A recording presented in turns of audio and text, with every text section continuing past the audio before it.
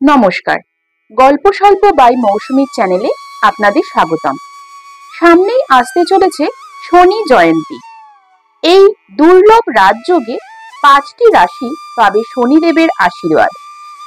চলুন জেনে নেওয়া যাক শনি জয়ন্তীর পূর্ণাঙ্গ সময়সূচি, কোন 5টি রাশি পাবে সুফল এবং শনি জয়ন্তী পালন করার বিভিন্ন নিয়ম নীতি এবং কিছু দুর্লভ টোটকা। এই সমস্ত বিষয় জানতে হলে অবশ্যই আমার ভিডিওটি শেষ পর্যন্ত দেখতে হবে এবং যদি এখনো অবধি আমার চ্যানেলটি সাবস্ক্রাইব না করা হয়ে থাকে, চ্যানেলটি একটু সাবস্ক্রাইব করে পাশে রাখা বেল আইকনটি প্রেস করে দেবেন, যাতে আমি কোনো ভিডিও বানালে সবার আগে আপনার কাছে নোটিফিকেশন চলে যায়। চলুন তাহলে শুরু করা যাক আজকের ভিডিও।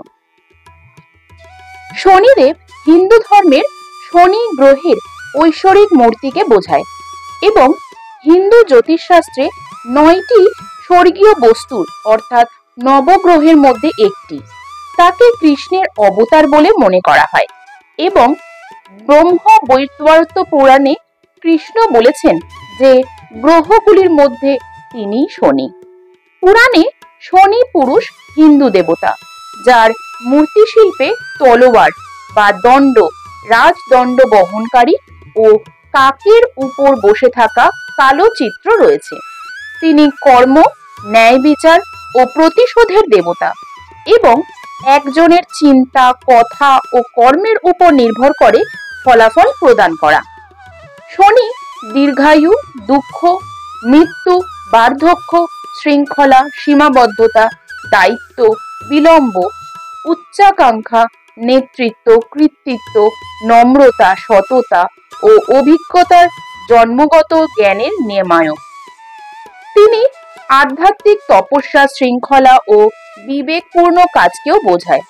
তার 2 জন স্ত্রী, প্রথমজন নীলা, নীলা রত্ন পাথরের মূর্তি, এবং দ্বিতীয়জন মান্দা, গান্ধর্ব রাজকন্যা। হিন্দু ধর্মে শনিদেবকে গ্রহ বিচারক বলা হয়। শনিদেব প্রত্যেক ব্যক্তিকে তার কর্মের ভিত্তিতে ফল দেন। সৎকর্মের কারণে শনিদেব একজন ব্যক্তিকে আকাশের উচ্চতায় নিয়ে যান। তবে যাদের কর্ম মন্দ, তাদের শনির খারাপ ফলাফলের মুখোমুখি হতে হবে। তারা রাজাকেও তিনি নিঃস্ব করে দেন। শনির 7.5 এবং দুর্ভাগ্যের কারণে যারা বিরক্ত, তারা বিশেষভাবে শনিদেবের জন্মবার্ষিকীর জন্য অপেক্ষা করেন। জ্যৈষ্ঠ মাসের অমাবস্যা তিথিতে শনিদেবের জন্ম হয়েছিল, তাই এই দিনটির বিশেষ তাৎপর্য রয়েছে। পঞ্চাঙ্গ অনুসারে জ্যৈষ্ঠ কৃষ্ণ অমাবস্যা তিথি 26শে মে সকাল 10:54 থেকে শুরু হবে, যা পরের দিন অর্থাৎ 27শে মে সকাল 8:37 পর্যন্ত চলবে। এমন পরিস্থিতিতে উদয় তিথি অনুসারে অমাবস্যার তিথির বৈধতা 27শে মে হবে। শনি জয়ন্তী 27শে মে পালিত হবে।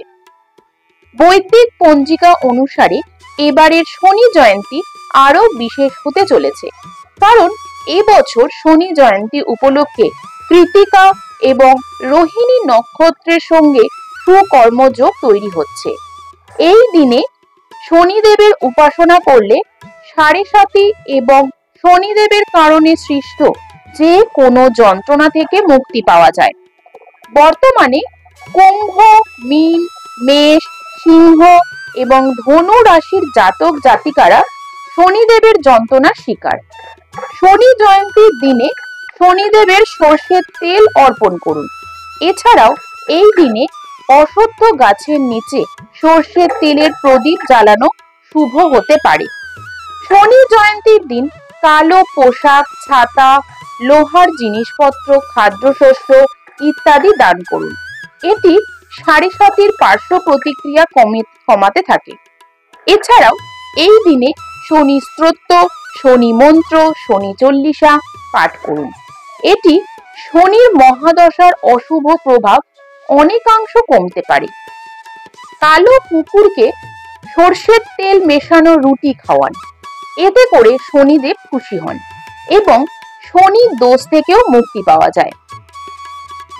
শনি পূজা করার সময় যেসব বিষয় মাথায় রাখতে হবে তা হলো, শাস্ত্রে মতে শনিদেব নীল অপরাজিতা ফুল দিয়ে পুজো করলে তিনি খুশি হন। এতে সাড়ে সাতি ও ধাইয়া সমস্যা থেকে মুক্তি পাওয়া যায়। তবে এই পুজোয় বাসন ব্যবহারের ক্ষেত্রে বেশ কিছু নিষেধ রয়েছে। যেমন শনিদেবের পূজায় কিন্তু কখনোই তামার পাত্রের ব্যবহার করা যায় না। তামা সূর্যদেবের সঙ্গে সম্পর্কিত, তাই বড় ঠাকুরের পুজোয় এই পাত্র ব্যবহার করবেন না। তার বদলে লোহার তৈরি পাত্র ব্যবহার করা যেতে পারে, এটি উপযুক্ত বলে মনে করা হয়।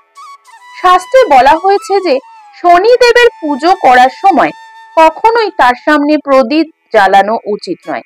তার পরবর্তীতে বট গাছের নিচে প্রদীপ জ্বালানো উচিত, এতে বেশি উপকার পাবেন। শনিদেবের বিগ্রহের সামনে পুজোর সময় তার চোখের দিকে ভুল করেও তাকানো যাবে না।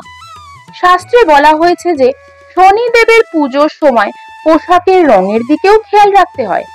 পুজোয় লাল রং একেবারেই ব্যবহার করবেন না। শনি পুজোর সময় লাল জামা পরা অশুভ বলে মনে করা হয়। পুজো করার সময় শুধুমাত্র কালো বা নীল রঙের পোশাক পরুন, তাহলেই শনির দশা কেটে যাবে বলে মনে করা হয়।